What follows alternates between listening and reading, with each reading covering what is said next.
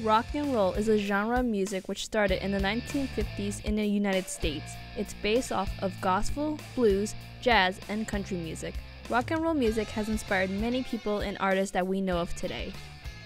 So rock and roll originated really out of the South. The sharecroppers at the time, they would sing these songs about the hard times, and that's really where blues originated.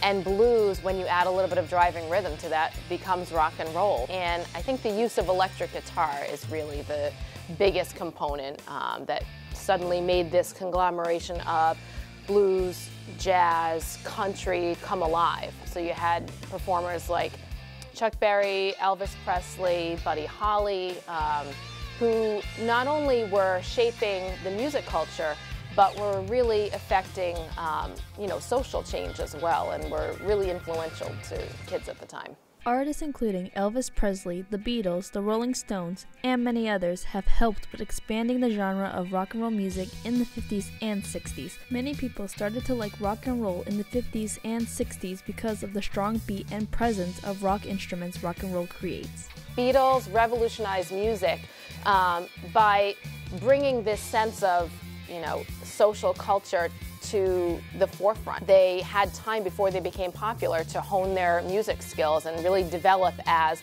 a band. And I don't think today any band or pop group would be as successful if they didn't have the Beatles to rely on. They were not only in the music industry, they were in TV and they were in film.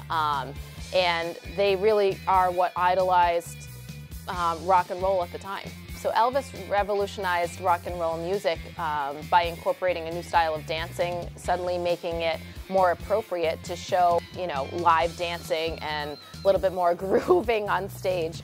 And, they would only record him from the waist up, and, his style of not only dancing but singing and playing the guitar really paved the way for musicians after him.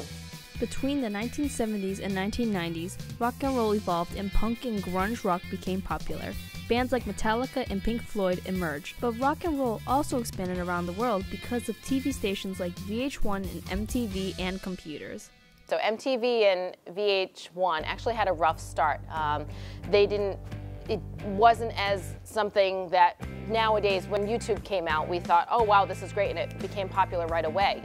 It took some advertising, they had to have artists start this campaign that I want my MTV, and eventually recording companies ended up putting money, budgeting money to be able to produce, because the film portion of it really became just as important as the music portion of it. In the 80s and 90s, rock and roll changed in that instead of having fans that were rock and roll fans, they started to go into subgenres, heavy metal and funk and new wave. Those were all new things. And then it got to the point where artists were so good and they would get this fan base that was particular to them. So though someone might like punk, they really would only say, I want to listen to the Sex Pistols, and really just hone in on one particular group.